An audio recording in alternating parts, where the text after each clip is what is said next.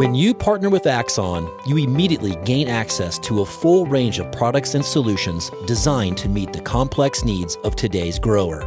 We carry all major brands and sizes of tires and wheels.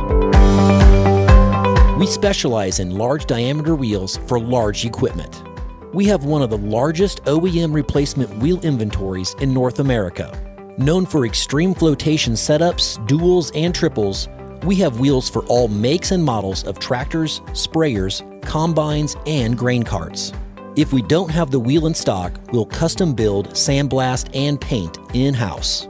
There isn't a more vast inventory in North America dedicated to helping dealers move more iron. With facilities on the West Coast and in the heart of the Midwest, leverage our 230,000 square feet of indoor inventory to solve any problem a grower may have. Move more iron with Axon.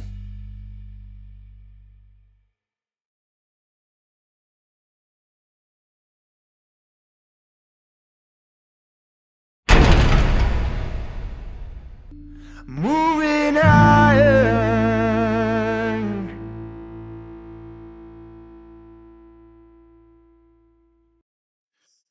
Hello and welcome to Moving Iron Podcast Markets with Chip Nellinger. Chip is with Blue Reef Agri-Marketing out of Morton, Illinois. And he's nice enough to come on and talk about what's happening in the markets. Chip, how you doing this morning, man?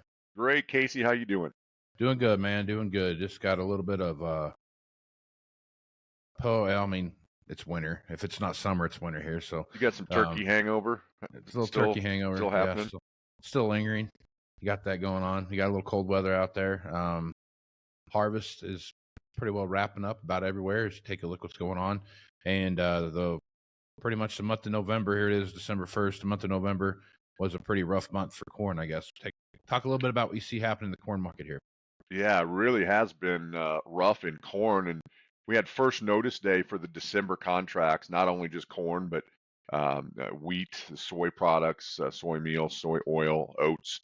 And all eyes were on the corn market. We just had a implosion of the December-March corn spread that widened out to like 27 and a quarter cents at one point.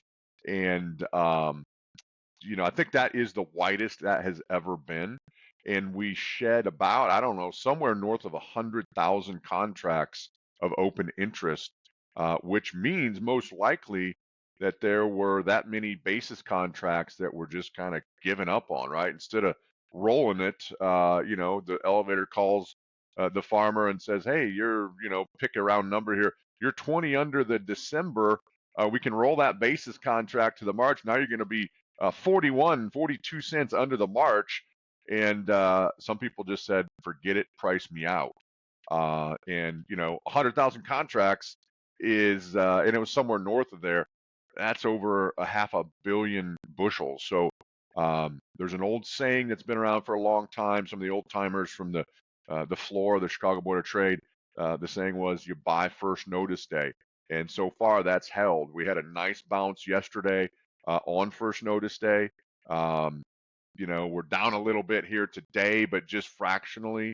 And, that's the question. Do we finally wash this thing out far enough to put a bottom in? I think the close today will tell you a little more. Probably more importantly, a week from today, that first, full week of December will tell you whether the funds have decided that it's been fun and profitable being short corn and wheat, but the year end is quickly approaching here in 4 weeks, I guess. And at some point in time, irregardless of the fundamentals, it doesn't have to be because of a bullish fundamental spark. At a certain point in time, these funds will take their money, take profits, and move on to the next opportunity. And so every other time, I was talking with somebody earlier today, and they made the joke, every time wheat has kind of lifted its head up and approached the 50-day moving average, which kind of sometimes is your line in the sand as far as, if you can get a close or two above the 50-day moving average, sometimes the funds want to not be short anymore. They want to get out of shorts. They want to be long. Every time, it's been a half a dozen or more times, wheat has done that in the last 8-9 months. And you think, okay, the bottom's in, and the funds just hammer it again. So the coming days ahead and maybe the next week, I think will tell you a lot more as to whether the corn market has finally put a bottom in for now and ready to bounce into winter. The wheat market is kind of in the same boat there, massive short positions by the funds.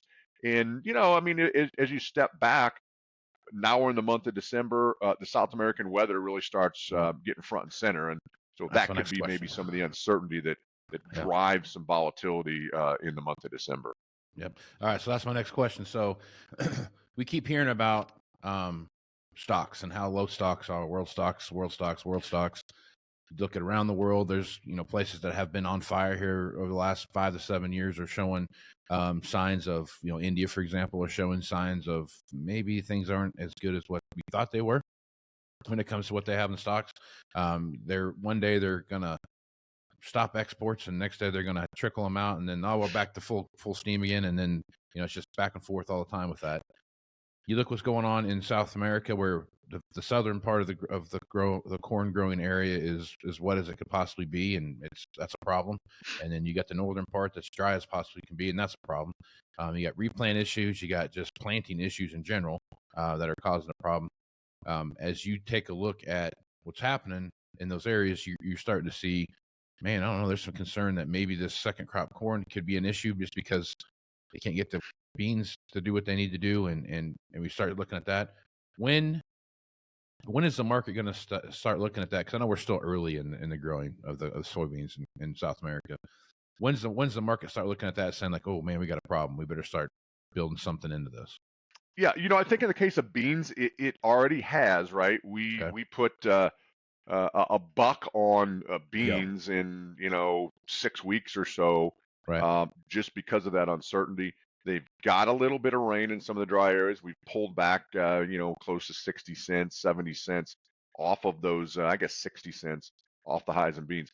It's funny, in any weather situation, whether it's a frost, freeze, drought, flood, it just seems like it takes the market, whatever market it is, corn, beans, wheat, it oftentimes takes a long time for it to figure it out. And there is enough time. I mean, as you're talking about corn, there is enough time, right? I mean, they don't plant that second crop corn until late February, first part of March. So it's just too far out ahead of us right now to have much focus on the corn market. Now, I do think the month of December, the weather and the rainfall in Brazil will really cause some volatility in the bean market. I think they know that that's a critical time, right? The next 60 days is kind of the equivalent of our July, August down there in Brazil. And so the bean market, I think, is highly sensitive to it. The corn market, there's so many questions there. They do plant some first crop corn, some full season corn in Brazil. That planting is way behind. There's some private estimates that have really pulled the corn crop estimates back by upwards of 10 million tons. And so there's just so much uncertainty that's out ahead of us that I think the corn market's just saying, okay, we'll bide our time until we get to, maybe late January, or at least until we get this January crop report out of the way. Oftentimes turns the market's attention not only to the southern hemisphere, but then, okay, what's it look like as far as planting and the corn bean acreage mix, and where's it dry, where's it too wet, how's spring shaping up? So I think that is all out ahead of us, and probably something that drives some uncertainty and maybe some short covering, and at least gives us some bounces, some better levels in corn, especially than where we're sitting right now. 45 to 60, depending on how much more rainfall they get. You mentioned, there's some of the beans they got in the first time that kind of got burned up.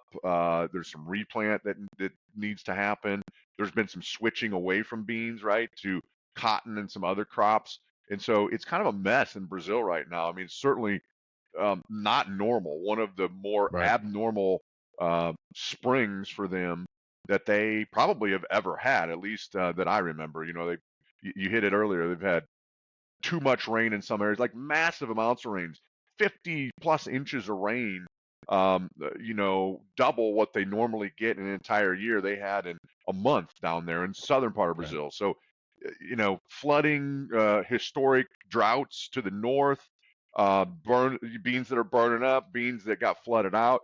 it's just really been an abnormal year down there. And they are getting a little bit of rain in some of the dry areas, and that's why beans have pulled off their recent highs here. But it is far from a total 180 change where everything's perfect in the forecast. Now there's still a lot of heat out there.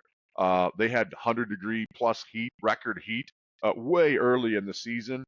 There's still 100-degree temperatures in the forecast, and so it's kind of a mixed bag, very mixed bag down in Brazil. And I think that fact alone probably says we're going to keep some volatility. And to your point, eventually, I think that becomes front and center in the corn market, and they say, all right, you know what did that early flooding in the South do to the corn crop down there? How many beans or how many corn second crop corn acres are we going to get planted?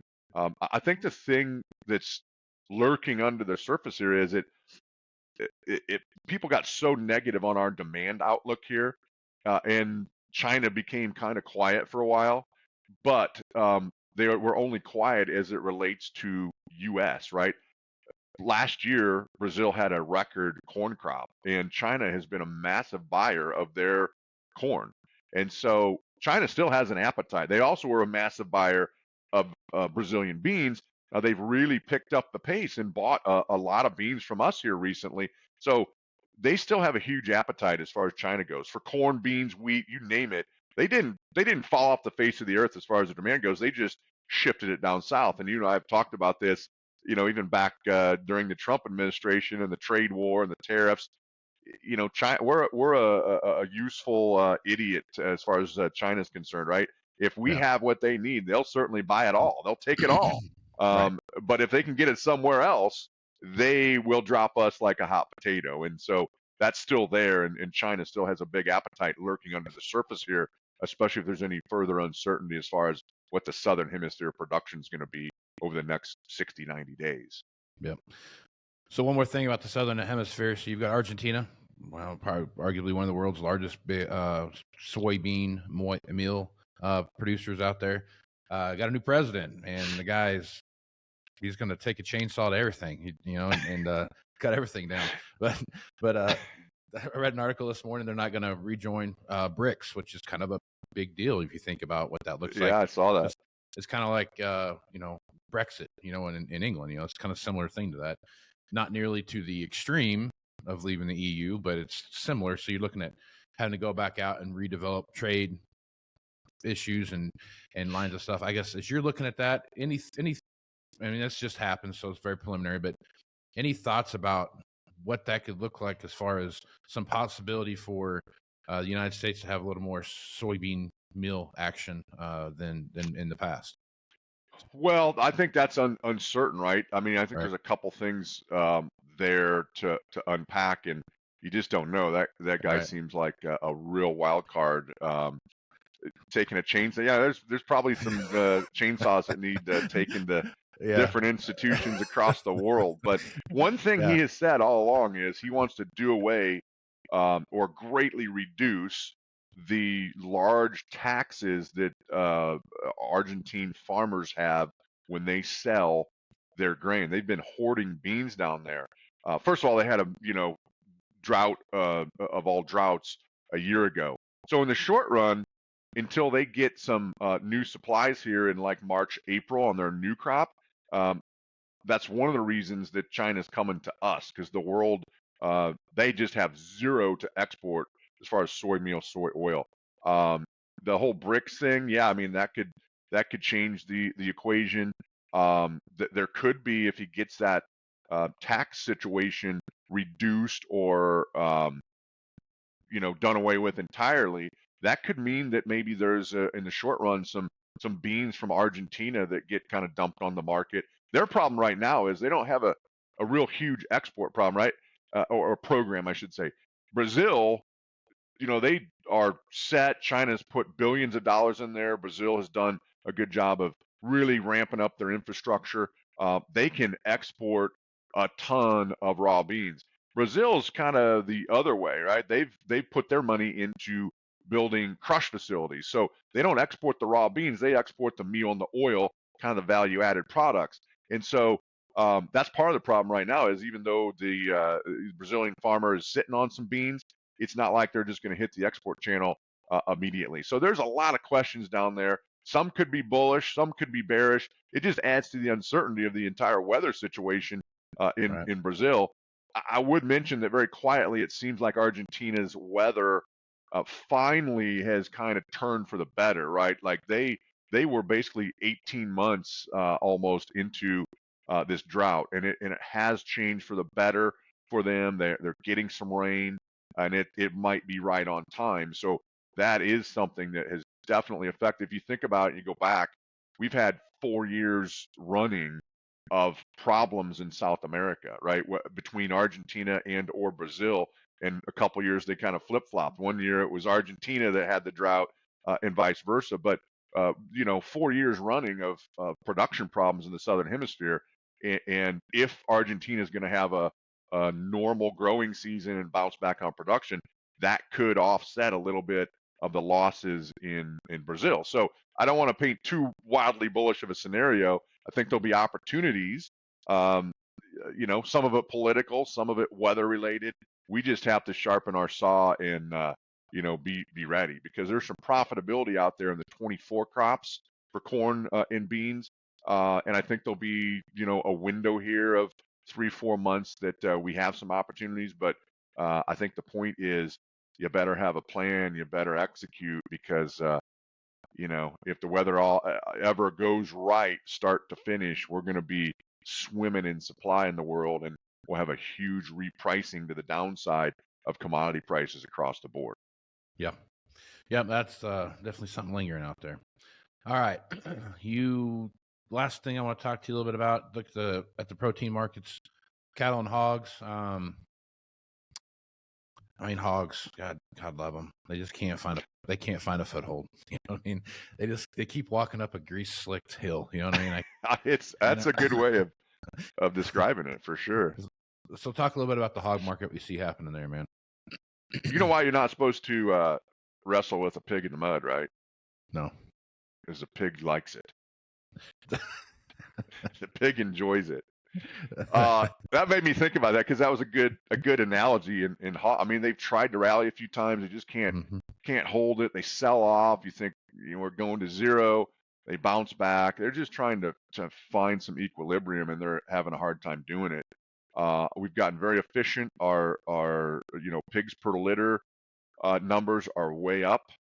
There's been a little bit of expansion, and so we're fighting numbers right now. It's kind of an ugly scene in the hog industry right now, because it's unprofitable, right? I mean, like, that's part of what we're facing, and so it's a little bit of an unknown scenario here in the hog industry, and it's been brutal, really over the last several years.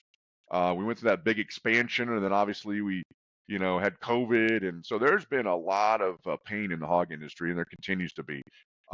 With that being said, you look out in the deferreds, and they're, I'm talking like this coming summer, and they're still, up there in territories that you're like, oh, that's, as high as we've been for a long, long time, historically speaking. So real potential pain out there. At the same time, we've had a rally in meal. Corn still, $5 or slightly under. So feed ingredients have been a big part of the hog industry problems there. And so, that remains to be seen. It doesn't look like it's super rosy right now. Doesn't mean there won't be rallies and profitability ahead of us, but a real uphill battle in hogs. And now you've got an uphill battle in the cattle too, because you've had this huge sell-off from the highs, probably cut into demand a little bit because of all-time highs. Cure for high prices is high prices, and it does its job of reducing demand, slowly building numbers just a little bit. The funds, we talked about the funds earlier, and corn and wheat, eventually it doesn't have to be a fundamental spark. They're out of their position. They made a lot of money being long cattle, and they said, we're going to take our money off the table and go find another market. And it broke the cattle market far enough that, can there be rallies? Absolutely. There could be a $10 rally in cattle like that, snap of a finger. Can there be a $30 rally in the new all-time highs?